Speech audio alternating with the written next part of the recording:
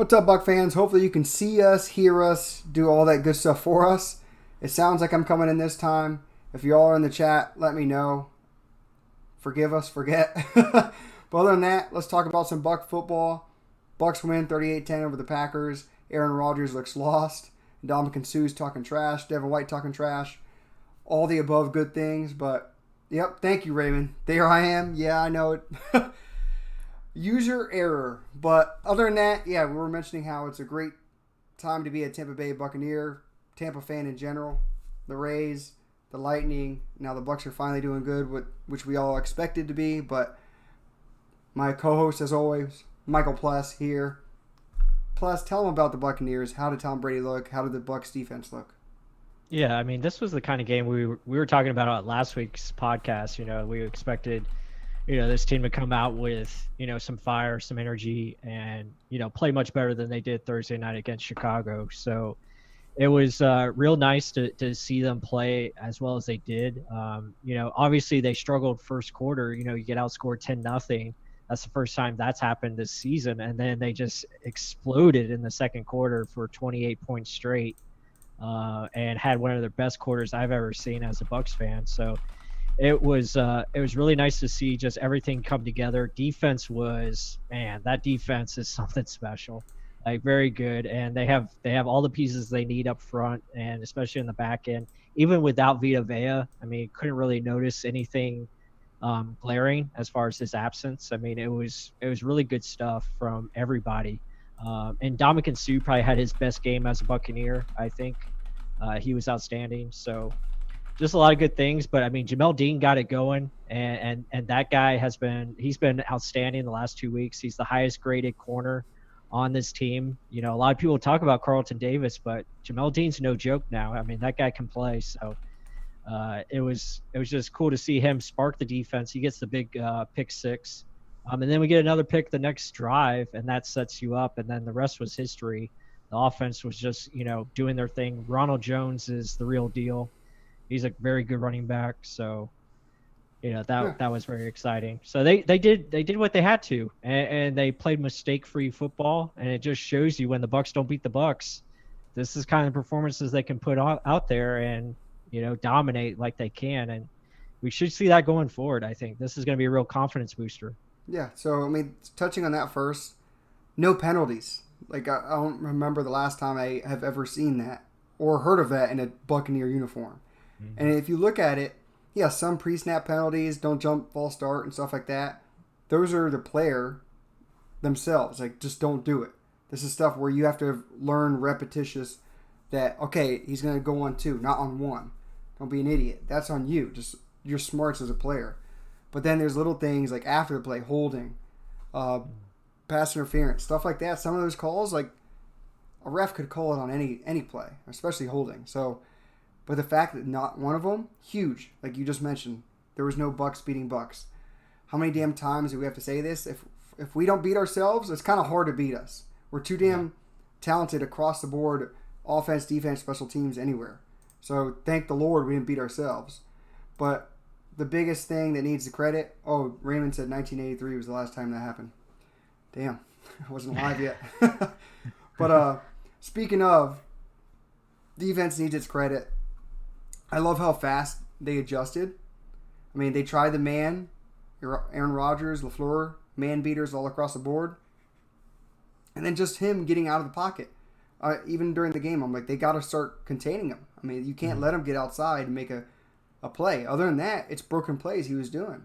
They started containing, gap blitzing, dropping linebackers back, Shaq Barrett, JPP covering in short zones, in the correct zones, right? Being in the right spot when you need to be there. Assignment football. Jeez, look how good we can be. And we've seen it. This was a great quarterback that just couldn't do it. And he's trying to chalking it up as, it's like a mulligan. We'll be back to where we were. You just got beat bad. I mean, I know they're going to try and look silver lining, but you got beat. And a lot of it's, what Bowles did with this defense. Devin White, Levante David, I'm going to let you praise them because I've been talking a lot. Just beasts. Both of them. Yeah, so I mean, fast. they like BA said today. I mean, they turned them loose. I mean, they let them go, and let him fly out there and make plays on the quarterback. I mean, Levante set the tone with that first sack, and then, Devin White coming in later, and then, Levante again with JPP. So they were getting after the quarterback, and they were hitting Aaron Rodgers a lot. And that offensive line only gave up 3 sacks going into yesterday's game, and you get 5, and then you also hit them 13 times. Like, that's pretty impressive for a defense. And just look at it this way. I mean, they allowed 143 yards in the first quarter. They only allowed 51 yards the rest of the way. That's doing something. Like, that's very impressive. And they had an outstanding game, and it just shows, like, when everyone's doing their job and focusing on what they have to do, this is how good this defense can be. And it's fun to watch. I mean, Carlton Davis and his pass breakups. I mean, he had 4 yesterday. Almost had another interception. So he's playing lights out. Antoine Winfield dropped a gimme. You kind of wish he would have got that one. But, I mean, they're all playing so good, and it seems like they're all, finally they're close. And they were close last week against the Bears, and then this week they finally put everything together, and you can see how it can turn out if they do so. And so, yeah, hats off to the defense. And, now we'll see. Hopefully we can continue to do so against a really good Raiders team that we'll talk about later. But, yeah, I mean, it's fun to watch right now. All right, before we keep going on, I did promise Jay Elmore that I would take a shot on the live stream and give him a woo. So I got to polish off my drink right now, which it's a little bit, but this one's for you, buddy. This one's for you. Woo! 38-10 Tampa Bay Buccaneers. Okay, that's enough. There we go. But other than that, yeah. Okay, let's keep going. Yeah, Tampa Bay Buccaneers. My gosh, makes you warm to your belly. Let's see. What were we talking about? Defensive line, front seven. Devin White made the biggest play to me, setting the tempo. First play of the damn game, making us stop behind the line. Yeah, Jeez. 3 tackles for loss. Yeah. So let's actually look at it. Let's look at the stat sheet. Let's come over here. Let's see. Oh, of course. We got to go black. But, yeah, he got 3 tackles for loss. I believe Levante had 2. 5 in total. They had 2.5 sacks between them.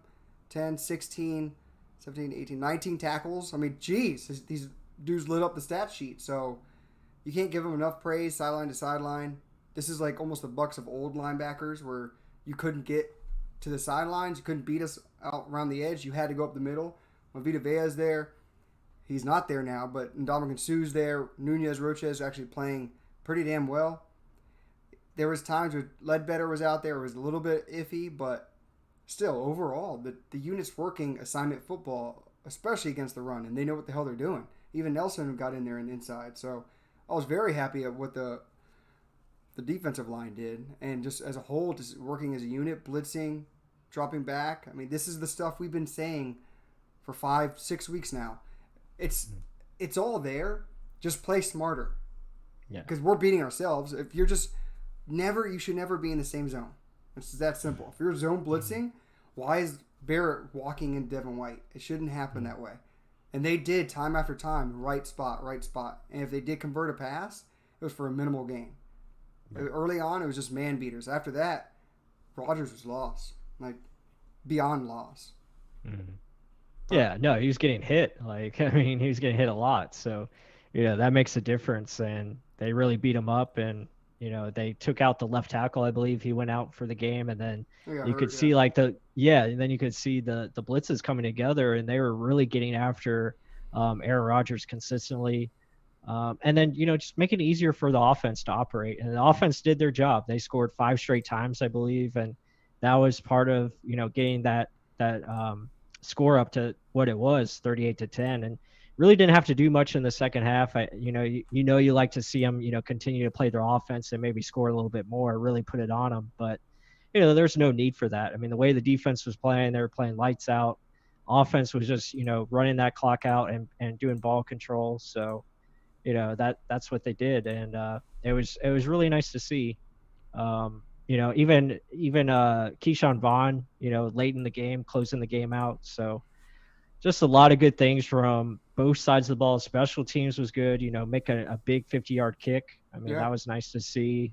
Curve right in there. Quietly, that damn position has been almost solidified. I mean, we all say like, "Oh, knock on wood." Like, you don't really know, but still, I mean, he's been banking them in left and right. Yeah, doing his job, and the punt return game was better. So, yeah, a lot of good things from yesterday, and it was very nice to watch. Like, it was just fun to watch it because everything was clean. There wasn't like big mistakes. There wasn't anything where we're going, oh, here we go again, or stuff like that. So it was just steps taken forward. The offensive line had a big bounce back. They played well. No sacks given up. Run game was outstanding with Rojo. Rojo is, I mean, he's good. You got to give him the football. Yeah. You got to find a way to feed him. I almost want to say, like, we're those guys that were saying that we're crazy for saying Rojo's going to do good. They're like, oh, it's a waste of time. Stop saying he's going to be pretty good. I mean, he is who he is. I'm like, he is? In 1 year, he didn't even get a damn trial. Yeah. And then year 2, he showed he could do something with 50% of the carries. So now you give him the ball. Guess what? 300-yard games. So just get it rolling. Jeez. And you know what? Let's actually bring this up. I know you can't hear it, but this is something we mentioned on the live stream last Monday. This was literally, 2 seconds of us summing up how we should beat the Buccaneers. I mean, beat the Packers. Beat the Packers. Yeah, Bucs don't beat Bucs, but this is how we would have beat the Packers. Yes, Packers are a damn good team. Let's touch on that. Someone earlier was talking about what do we think about the secondary. I think their secondary is amazing. But I think, again, feed Rojo the damn ball. That's all San Fran would do, and then they'd rush the shit out of Aaron Rodgers. Guess what? We can do those two things. Don't put it in Brady's hands. Let Brady hand it off, and then run that play action. Do exactly what you did in the second half of the Chargers game. I mean, don't make it harder than it needs to be. If the Packers' strength is secondary, don't pass it to them off the jump. Run the ball, make them cheat and come close, and then light them up. But, I mean, simple like that. Run it. Don't force it into their strength just because of our scheme. And guess what? Rojo kept going, kept running the rock. They couldn't commit fully to downfield. Gronk gets open over the linebackers. And then, to me, almost it's like Brady said, guys, I'm going to take this one over because obviously you're going to keep calling that deep shot, and I'm just going to find my man. Guess who had the most targets as well in that game? Yeah, Gronkowski. So I mean, it's just simple things that win you the game. You don't need to have Brady going for 300, 350, 400 like we had to expect Jameis last year. Some people are like, oh, if he only had this defense. Well, if he only didn't throw interceptions as well. So it's more give and take. I mean, you do enough to win a game. If you only have 166 yards passing, but you scored 38 damn points, that's a win. That's a win. That's a huge win, and all across the board. Yeah, it's just being efficient, and and that's something we talked about. Getting back to Rojo, I think we talked about that earlier in the offseason when we were saying, I think the running game is going to carry this offense early on, and it has. Through 6 games, Rojo's the third leading rusher. And that's something I thought was going to be a strength of ours is running the football. And it's gotten better, especially over the last 3 weeks, obviously. But yeah, I mean, just showing the commitment to that run game and doing different runs. They're doing a lot of different things in the run game, which is better. They're showing a little bit more variety. Yeah, there's still some predictable things, on the 1st and 10. But, other than that, I think they're doing a much better job. And that's something that we both thought is going to have to carry this team a little bit, in the early parts of the year.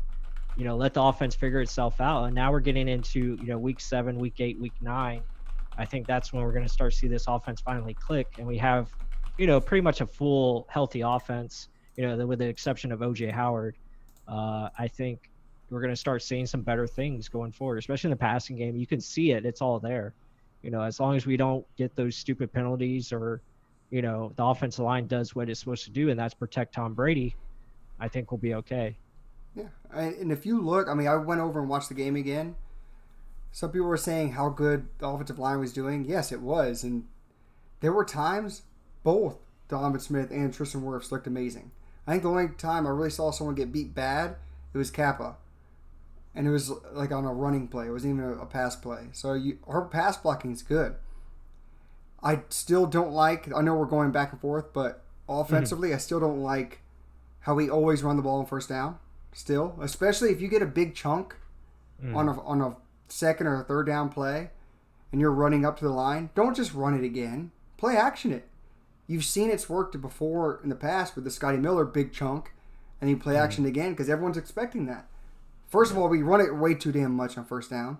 Secondly, that's just trying to set everything back up to calm down. Why? Why calm it down? If you know what the hell you're doing on offense, you call a play, run to the line, call it, and let's run it. Let's chuck it. That's no risk it, no biscuit. We're not showing that just yet. I mean, it did get better throughout the game. A lot better, forgive me.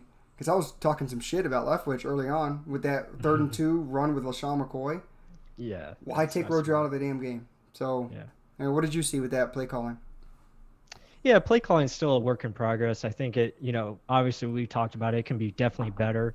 It's all about sequencing, we've discussed that before. And they got to use play action more. Obviously, that works. You got to utilize that, especially in 1st and 10 and run a little less out of that formation. You got to mix it up a little bit better. Formation wise, I think they're doing a good job of that. Obviously in the red zone, it was better yesterday. So that's good to see. But yeah, it's just attacking your mismatches and being smart in how you call it and being consistent with your approach. I think that's the biggest thing. It's just being consistent with how aggressive you are and, the timing of the situations, knowing the down and distance, who you're using. And that goes to LaShawn McCoy on that 3rd and 2. That's not how he's utilized. Utilize him in the passing game where you can get him out in space, throw a quick dump off, and then, he'll probably get the first down that way. But yeah, to run him, off zone where Rojo was, doing well, let him do that. He can get the extra yards, or maybe that's a play for Leonard Fournette when he comes back, something like that. Yeah, well, what's crazy is that later in the game, they did do that. They set him out wide. They just threw it to him in the flats, and he picked up a first down. On a 3rd and 2 again, I think it was. So it's like they beat themselves with some of their play calls. They know it. Yeah, they know it. And then, again, they overthink a little bit too much. And some of that's got to cut down. Absolutely, it's got to cut down. It's head-scratching, and it's just upsetting as a fan base. And then you yourself are saying, oh, here it comes. There's a run. Here we go. And like every time, it's like you don't think they know the same damn thing. If a fan knows it, the tendencies and stuff, they read. Jamel Dean said he read Aaron Rodgers. He's like, I saw the formation that was coming up in front of me, and I knew I was in the right spot. He's like, if I didn't make this play, they were going to be yelling at me. So it's the same thing both ways. I remember someone was saying, about Tom Brady and his out route. Oh, you see, they're giving it away. Yes and no. It's just tendencies that's why the other team does their homework as well. There's only so many routes and concepts and formations you can go into. Sometimes it's guessing. Sometimes it's reading it like a book, and you're hopefully seeing it like deja vu. You saw it in tape over and over and over throughout the week, and you're like, wait a minute, they could be running this on this down. This is what they've run in the past. So you jump it. That's awareness and knowing what you studied and applying it on the field. That's great football. That's what you want. Yeah. But it's up to the quarterback to do it or not. Yeah, Carlton Davis did that the second play of the game where he jumped that screen route. You know, so he knew what was coming. So that just shows you how much they watch film. And they almost got an interception on that play. So no, you're absolutely right.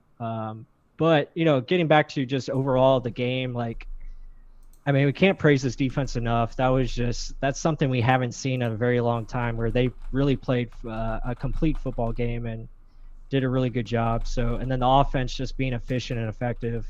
So just a nice team win. And it was nice to see we're back on track, first in the division right now as it stands. So just really excited for, what's to come, and hopefully, keep it going. Let's get the streak rolling. Absolutely. Again, against the Raiders, we'll talk more about that later. But it's more, I want to touch a couple more things on the offense. Rojo doesn't get enough praise. I know I mentioned him before. I want to do it again. 23 rushes, 113 yards, 2 touchdowns. And even Keyshawn Vaughn, you touched on him too, in the kind of garbage time. But still, this is what you want to expect from the Buccaneers on a week-to-week basis. And again, against probably one of the best teams in the NFC, and the Green Bay Packers, who a lot of people didn't think we had a chance against, and then we go 38 unanswered. And people in the group chat are saying that too. But it's and it's not like it's unheard of. I mean, we've said it before. We're going to be in the game every week. It's whether we beat ourselves usually. It's just flat out. But yeah, definitely. Let's see. I also want to give credit to Tyler Johnson. His touchdown in the back of the end zone. Only one catch, but it was one big damn catch. Oh, another thing. So the no risk it, no biscuit kind of mentality. I do like how some people are saying, oh, Jameis would have done the same thing. I don't think Jameis would have completed the pass to Scott, or not completed the pass, thrown the ball to Scotty Miller, that 40-yard pass into the end zone that got pass interference. Mm-hmm. And if he did throw it, it wouldn't have been accurate. It wouldn't have gotten a flag. That ball hit the damn back of the Packers' helmet. That was a perfectly thrown ball that drew a flag. That's stuff we've seen since week 1 that Tom Brady's been doing. And that's upper level stuff. That's a guy that knows where to put the ball accurately and on time. So stuff like that. What do you think about that? No, that's important. And it's important for the offense to get plays like that. So yeah, for Tom to see that and realize it, obviously it's a big down, it's third down, but let's take a shot here and like you said in the past, it's worked where we get the pass interference call for us. So yeah, that was a big play in the game and really well done. And then, Rojo, I think, knocks it in from there. So yeah, those are things that you have to do at certain times, but you have to know when to pull that trigger. And Tom definitely knows when to do that. Yeah. And then tall Florida guy said, I think you guys might need to do another worst video. He had a good game. Yeah. The offensive line as a whole had a good game. Some other questions. We had a chance. Green Bay beat a bunch of winless teams. Well, they beat the Saints. I mean, that's not a winless team. I give them credit for doing that. I really like that. More questions about the Raiders. We'll get to them later. This time last year, Winston had 12 touchdowns, 10 interceptions, and the Bucs were 2-4 through 6 games. Is that true? That probably is true, to be honest. Sounds about right. Yeah, I mean, this defense is, they're leading a lot in a lot of categories. I think they have 8 interceptions on the year, which is second. No, you're talking about Winston. Oh, Winston. Oh, I'm sorry. I heard interceptions. I thought defense. Winston interceptions, same thing. Yeah. So what was the stat on Winston? He had 12 touchdowns and 10 interceptions, and we were 2-4 through 6 games. Oh, last season. Yeah, that is correct. Yeah. Well, at one point I think he had 11-5 touchdown to interception ratio, and then that London game, and then that threw it all off. So, jeez. Yeah. But yeah, Tom Brady's being efficient right now, 14-4. I think he's up at 65% completion. So, yeah, doing the right things. But defensively, like I was saying, yeah, top 2. They're number 1. They're number 1 defense right now. Yards allowed and a lot of good numbers. So they know what it is. So let's see exactly. So Tom Brady right now, let's get over there. You said 64% completion percentage, 1,500 yards, 14 touchdowns, 4 interceptions. Plus, you good. You real good. I know what I'm talking about. Okay, cocky. And almost up to 100 QBR. Okay, QB rating. Yeah. I guarantee the media would be perplexed if he actually got it up there and kept it up there for the year. Because this is like something they're like, oh, he's trending down. He's trending down. Look at this. Boom, boom, boom. Well. No, I think I saw he's on pace for 37 touchdowns and 10 interceptions. So I'll take that happily. Absolutely. But Jay Elmore in the chat says, Vaughn over McCoy? ? Yeah, you got to think Vaughn has definitely earned some more playing time, and with his pass protection, he does it really well. And then catching the football, I think that's something he can do. I think he had a drop yesterday though, but he runs the ball hard, and you saw that in the fourth quarter. So yeah, I think McCoy's playing time is going to be more situational. I have to think, use him as a pass catcher. I think that's where he is best right now. And then when Fournette comes back, I think Fournette can be that guy that you can, smash with Rojo and use them as a 1-2 punch. Yeah, so I think you just said it right, though, right there. So Vaughn's slowly earning opportunities, but that's just it. Let him earn the opportunities. Use McCoy sparingly where he needs to be used. His pass blocking wasn't that good either, to be honest. Right. And the only time I think you really need to use him, screens in the passing game, times like that, gadget player, I wouldn't necessarily count on him. You don't have to. Rojo's shown you can hand him the ball left and right. Fournette, you know he can. Just let him get healthy. That should be your 1-2. And then if you ever want to throw in third down back, LaShawn McCoy, where you need a passing threat, throw him out there. And then Vaughn, just swap him in out with Vaughn or Rojo to give time to breathe. I mean, other than that, this team is so damn loaded. I think even I heard on, I don't know if it was ESPN or one of these people, where do you see a weakness in the team? And we've been talking about this for so long. There really isn't that much of a weakness. Our weakness is ourselves. Just beating ourselves. It's always been. So stop it from beating your damn self. And then someone in the chat where they at, Fatal God said, more passing yards, this is Tom Brady, more passing yards than Wilson, Rodgers, and Mahomes. I couldn't believe that. So I had to look it up. My God, it's true. But, I mean, is that because did Wilson play this past game? No, they're on a bye week. And Mahomes is playing now. He's playing right now. Yeah. So I mean, that's probably why. Yeah. But either way, I mean, jeez. And poor Dak. Damn. Yeah, it's surprising. Russell Wilson doesn't have that many passing yards. I mean, he's been on fire with a touchdown, so that just shows you how effective and efficient they are. But again, they get more opportunities because their defense isn't that good, so they're more on the field. But anyway, and then you saw Derek Carr's name on there too. I mean, that's our next guy that we have to face, and he's been super efficient. Like, you talk about numbers, 11 touchdowns to 1 interception, and his percentage completion, I think, is over 70%. So that guy's good. Like, he knows how to throw the football and get it out quick. He doesn't get sacked either. So, like you said, 1,400, 11 touchdowns, 1 interception. Wow. Yeah, he's been pretty good for them.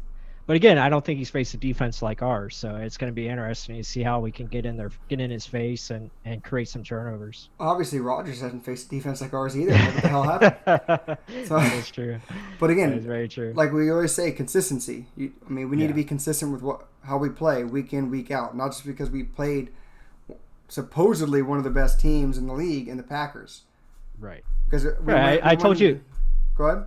Yeah, I told you last night on the phone. It's like, yeah, this win is great, but if we lose next week, it just goes back to the same crap, you know. So you got to stack these wins, and you're looking at this next couple of games. You got 3 straight games on prime time with the Raiders, the Giants, and the Saints. You got to win at least 2 out of those 3. Hopefully you can win all 3, which you should really, because you are the better teams of those 3. I think personally, I don't think the Saints are what they used to be. Giants aren't very good, and then you have the Raiders who are good, but then they're bad. It's like, it's funny because they're so up and down. They beat the Kansas City Chiefs, and then they lost a game to the Patriots, lost a tough one to the Bills. So they're just a team that is kind of in the middle at times, and then sometimes they're like really good. They have a good running back, Josh Jacobs. Got to take him out. And then Plus, they like to throw happen. I mean, yeah, it's almost a given nowadays. So, but I know. He's probably going to get injured too because we injure running backs all the time. But yeah, and then defensively, again, I think that's where our offense is going to take over because looking at their defense, they give up the run a lot. Over 126 yards per game. Their secondary is young, but talented. But I think we can take them, especially with the guys that we have finally healthy. So we should be able to capitalize there. Use the play action, take advantage of their aggressiveness, and we should be good to go. Oh, yeah, guys, if you're in the chat and you haven't done it yet, hit that like button down below. Help us out with the channel. Subscribe if you haven't. Comment down below. You're already commenting in the comment box, so let's keep going. So I saw a point up here. Jutton Button said, even though Mike Evans isn't getting 1,000 yards this season and we aren't going to be the best passing offense, I'm glad we have Brady and not Jameis. Leuston. I disagree that Mike Evans isn't going to get 1,000 yards. I mean, just because of one game where he didn't have great and then a couple where he's only had like 2 yards or whatever, he's probably going to make up for it later in the year. Let's just be honest. Yeah. I mean, he missed, last 4 games and still got 1,000 yards? Yeah, I think December is going to be Mike Evans' month, especially against the opponents that we face in that month. I think he's going to take advantage, and he's a streaky player. I mean, he's a guy that can just pull like 200-yard games back to back, or he can like he'll come out of nowhere with like a huge game, and then he'll continue to do so. So I think that's going to happen here eventually, especially with the running game that it's going. If the run game keeps up, teams are going to, they're going to change their defense, and that's going to allow, bigger plays down the field. Yeah, but it's also, we just didn't need him that game.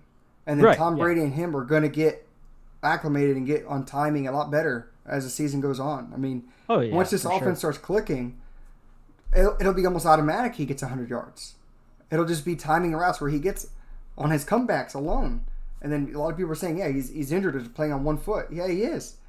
That's not a game where we needed to push it to him, so don't do it. If Gronk can carry you one game, let him do it. I mean, this is part of that, bringing a little bit of Tom Brady's Patriots offense with our offense here. We beat the crap out of them.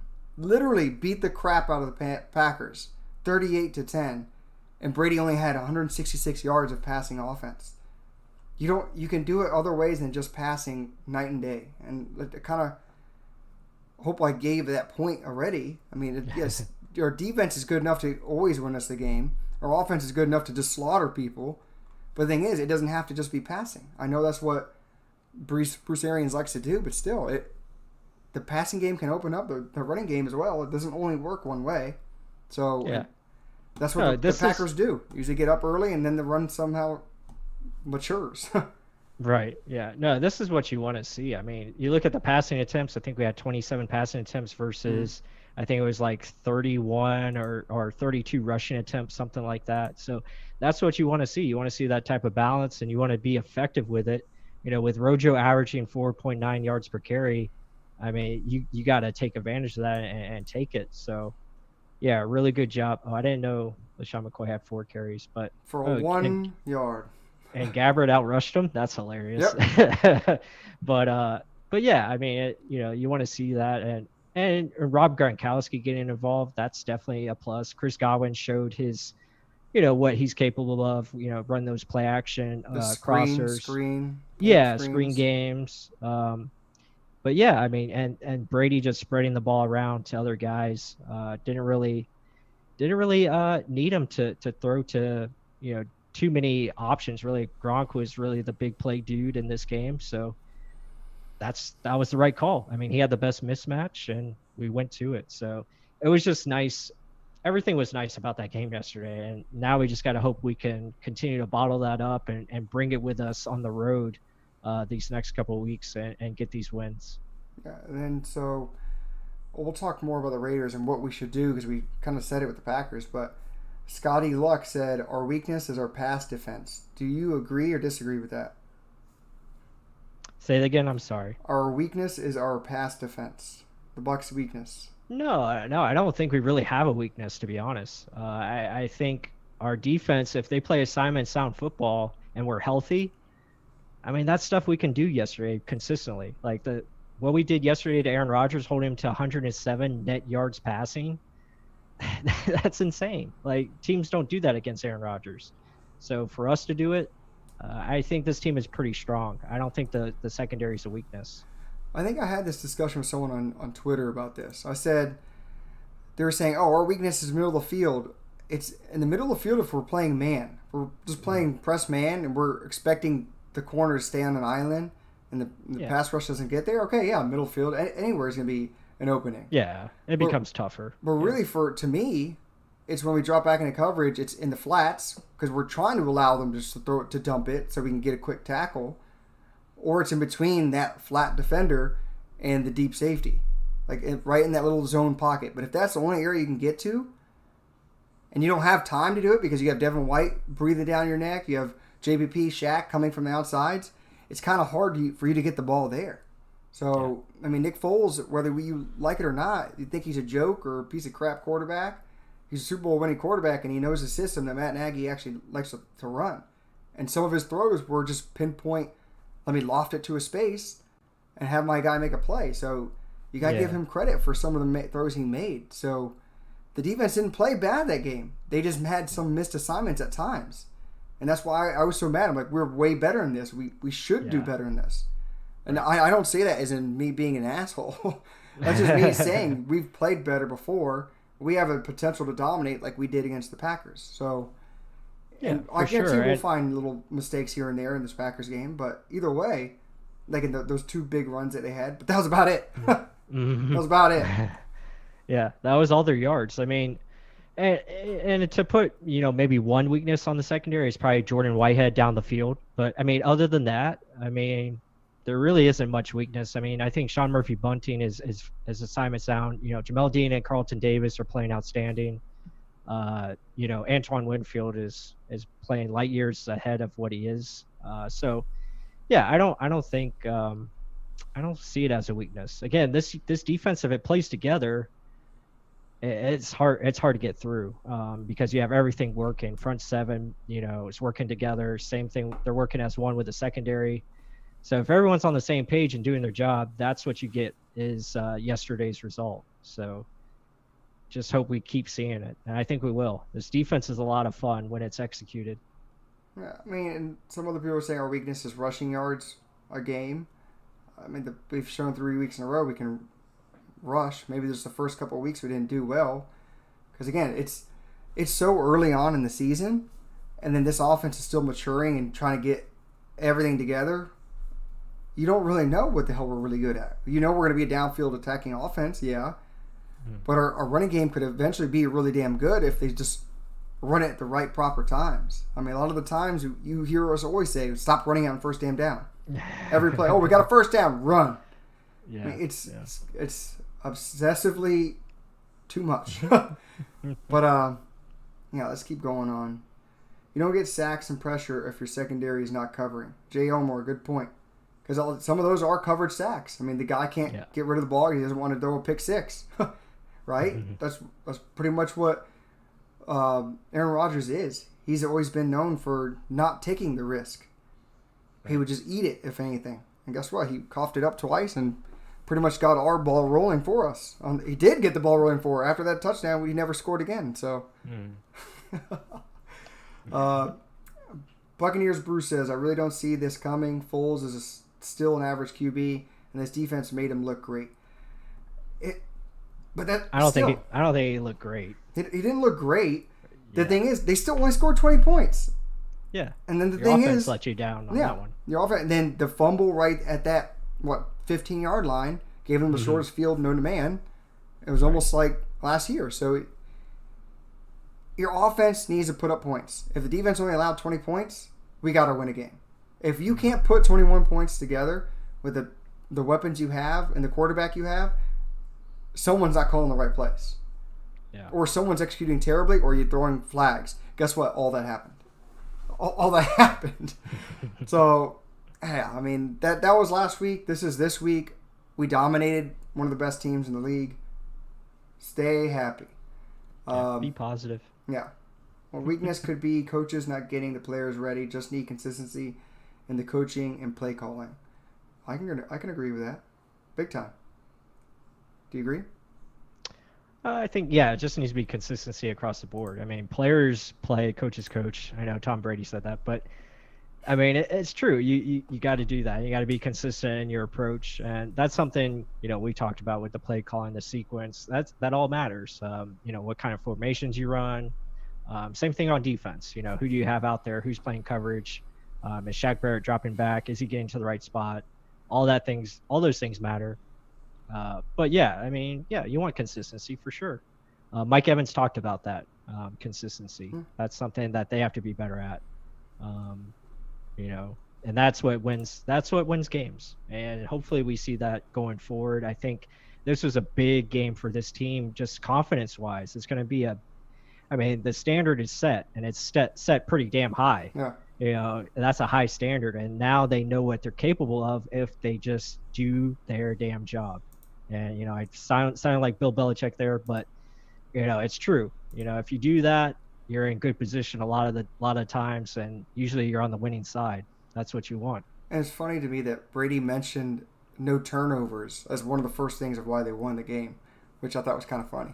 But that's big. That's big. Let's keep moving on. Let's actually go to some other stuff besides the game. What happened? I don't know if it was during the game or right after the game. Buccaneers traded for Steve McClendon. I always mess up my name. Steve McClendon. How about that? We won the game and make a trade. Right? Jason Light. Like that's staying up to date. He's like, oh, we gave up 2 20-yard runs. No, we need another nose tackle to fill in the gap. So what I thought was funny, this dude, ex-Jets player, immediately heads to Tampa after learning of trade to Buccaneers. So this dude plays against Miami. Yeah. And he says, I could not wait any longer to get to his new team. Got into a car and drove directly from Miami to Tampa. My man wants to be a Buccaneer. I want that. That's what I want.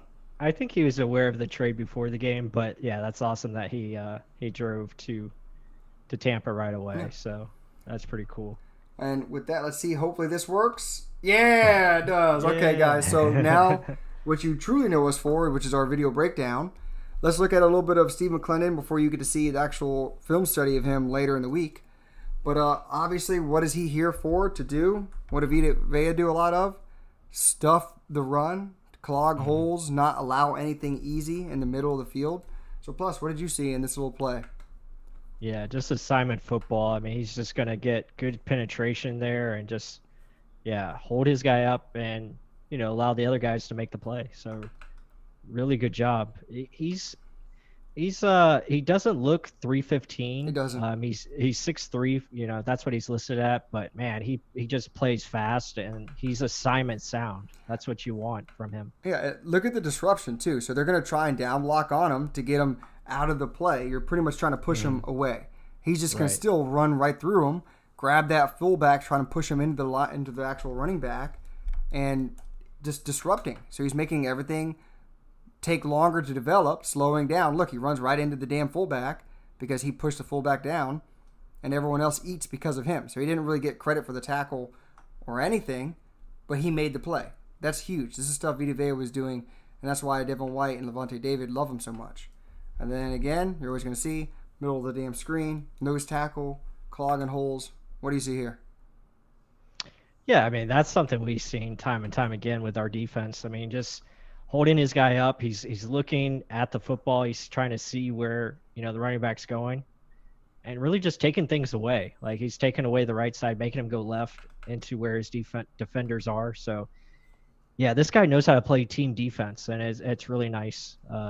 Nice to see. Great addition, I think, to this defense. And then one more play. I don't want to give away all the goods, but again, just staring in the backfield, controlling the center. The center is like, I'm doing a good job. No, you're not. You're going to get tossed, and I'm going to make the play. But just walking his guy where he wants him to go. I mean, that's good hand usage. He's extended. Yeah, making a play on the running back. I mean, and then let the running back make the decision, and then react, make the play. Beautiful. Right. So a guy that looks like he's going to fit perfectly in this 3-4 scheme, a guy Todd Bowles is very familiar with. I mean, this is a win. I mean, what did we get rid of? A 6th-round pick? Yeah, a 6th-round pick in 2022. We got a 7th-round pick back in 2023. So, yeah, this is a great deal. It's a win-win for both sides, I think. So, yeah, he's going to be a good addition because, like you said, he played with Todd Bowles. So they know each other. He's going to know the scheme.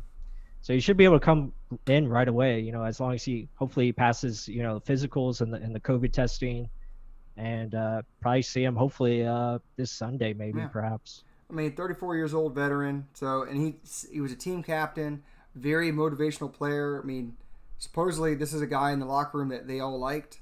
So bring another one. And he seems like Sue. He seems like a Ndamukong Suh, to be honest. Like if you saw his hit in the Denver game, it's in the film study, guys. So if you want to watch that, you can watch that later. But you're not going to expect much sacks from him, okay? So Vita Vea wasn't getting that much. Vita Vea is just a different animal. Don't expect Vita Vea ability. Okay, so Vita Vea is 350, 6'4". He can stop the run while he's running at you, while he's getting after the quarterback. That's rare. That people that big should not move that fast and that agile. So I'm just looking for him to be that extra gap filler, rotational guy. Do what he does best. Don't put him in a third down. Right, exactly. No, he's going to be a guy that's just going to be solid. He's going to do his job. He's going to be, very similar to like a William Golson. He's going to hold his gap. He's going to play assignment sound football. He'll make some plays. He'll get, maybe some pressures here and there, maybe some sacks. So he's just going to be a good veteran guy, that another guy in the locker room that people can lean on or ask for advice and get better. And he'll be a good locker room guy for sure. So yeah, happy to have him. Absolutely. And then let's touch on a couple more things from the Packers game from the Packers perspective. This is Packers Wire. Studs and duds. So there's studs. Left tackle who went out early. Got hurt. Right? He got out early. I think because he avoided a serious injury. That's why he's a stud.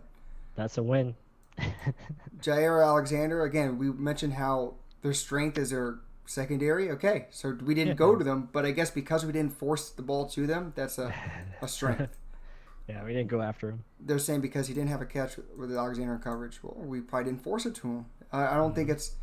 I don't know if that's him being a stud or it's just we finally outsmarted the other team. But then dud, just go over duds. Aaron Rodgers, yeah, that was a dud. That's a flat-out dud. Billy Turner, I think everyone on that offensive line was thrown for a loop. Oh, this is good. Zadarius Smith. Why? Probably because he didn't beat Donovan Smith. That's probably the only reason why, which is funny. But other than that, I think there's duds all across the board for the Packers. You can't really say there was one big positive they can harp on from that game. No, not really. I mean, they got their asses kicked. I mean, they got kicked right in the mouth. I mean, we gave them the people's elbow right in the jaw. So yeah, it was just a domination by the Buccaneers, and hopefully, continue this momentum and we can really build on this. I think this is going to be a big turning point in the season. If we look back at this season, we're going to be like, yeah, that Green Bay game turned things around for the better. It just has to, right? It just played so smart. Like we can do this every week. Like it's really not a question of, how now. It's we can go produce. It's almost like they know what level of play they can play at. Right. And hopefully they can turn that switch on and off. Hopefully they never turn it off. Hopefully it's just staying on. Just keep it on. Yeah. But you know what you can play at and who you can play with and what you can make them look like. That's a lot of what ifs and jibber jabber. But damn, that's a whole other level of play. And Tom Brady didn't even have to have a big game. There's going to be games where he does throw for 300-400 yards. Let's see in due time. But with that said, let's keep going on. Everyone was talking about the Raiders earlier. What did you see in the Raiders? What do you immediately see? What do they do well? What do they do bad? Yeah, I mean, talking about earlier, obviously Derek Carr has been super efficient. Offensively, I mean, they know how to scheme things. You got to watch out for their tight end, Darren Waller. Oh man, yeah, Darren Waller. I mean, he's a stud, athletic freak, a guy that they can move around and create mismatch. And John Gruden, our former coach, that's going to be one of the big highlights going into this game. He knows how to scheme them. He's one of the best offensive minds in this game and knows how to get people open. So they do a good job of calling it and sequencing and staying aggressive. So we're going to have to, be on our keys and make sure we're stopping the run first and then getting after Derek Carr consistently and making plays. Defensively is where they struggle. I think that's where our offense needs to take advantage and play smart football yet again. Take advantage of their run defense where we can run the football against them, use Rojo in different ways, use the screen game, get them, unbalanced there. And then, take those shots with play action with your crossers, whether it be Gronkowski or Chris Godwin, Mike Evans. And then you could probably, throw the ball downfield later in the game with Scotty Miller because they can be beat. I mean, their defense is nothing. Oh, no doubt. Yeah, nothing to. They're still only 3-2. Yeah, nothing to brag about. Yeah, they had a great game against Kansas City, but they won it, 40-32. So, it's kind of a shootout. And, they beat the Saints earlier, which was a good win for them. But, yeah, I mean, they're kind of up and down. You really don't know what you're going to bring each week. They've been dealing with some injuries. But I think the main thing is just, make sure you stop Josh Jacobs. It's easier said than done because he is a good running back. He knows how to break tackles, so you have to make sure you wrap up. And then, they have Henry Ruggs, who's a good speed threat, so you got to contain him. Don't let him get behind you. But other than that, I think it matches up well for the Buccaneers as long as we do, what we're supposed to do offensively and defensively. Yeah, let's bring some more information into this. So their victories are over the Panthers, the Saints, and the Chiefs. They have 2 losses to the Patriots and the Bills in between that. So, I mean, the Patriots and Bills are 2 pretty damn good teams. The Bills are almost sort of like us, to be honest. They can throw the ball deep. I mean, Josh Allen can rip that damn thing 40 yards on a rope with ease. And that's just, they have a downfield passing attack. And then their defense is stingy. So, I mean, the Patriots game, yes, their defense is good, but they're actually missing a lot of guys because of COVID and everything. And I think they had Cam that game. That was before he went out with COVID, right? Right, yeah. So, correct. I mean, I think it's very much possible we can not only beat the crap out of them, but not in the Packers game because they know what to expect. I think more like we did this game, same result. Run the damn ball. That's what they're weak at. And then just take away Waller. They're going to try and target him, find ways to get it to him. Again, take advantage of the clock and dominate. Let your defense kind of go out there and do what they do as well.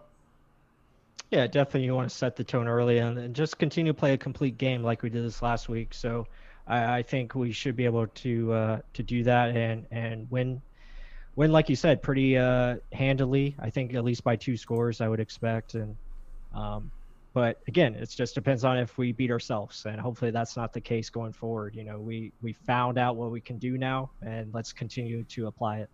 Hopefully it's over and done with. But I guess last question. Someone's asking, will Dean cover Riggs?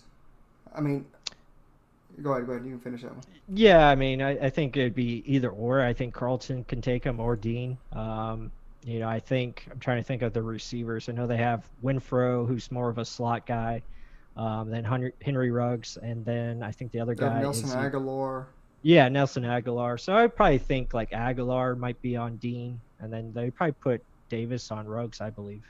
Yeah, but it's Waller's going to be option. No, you know what? It's going to be Josh Jacobs option 1, 2, and then Waller. Yeah. Pretty much. Because, that's how they run their offense. And Gruden, literally, you remember him when he was here, pound that rock. He's going to keep running it whether it's working or not. So just stop him. Very minimal gains, or hell, take him out of the game like we've been doing with all the running backs, and you slow down the Vegas Raiders. I probably said Oakland before, but Vegas Raiders. But it starts with Josh Jacobs. That's what John Gruden likes to do, but let's see how it goes. Other than that, guys, thank you for being in the chat. We got to cut this short. Look forward to Wednesday. We're probably going to bring out all our film studies of the game, film study of Steve McClendon, all this fun, cool stuff that you guys like so much. If you like the show, again, make sure to hit that like button if you haven't yet. Subscribe. And with that said, guys, until the next one.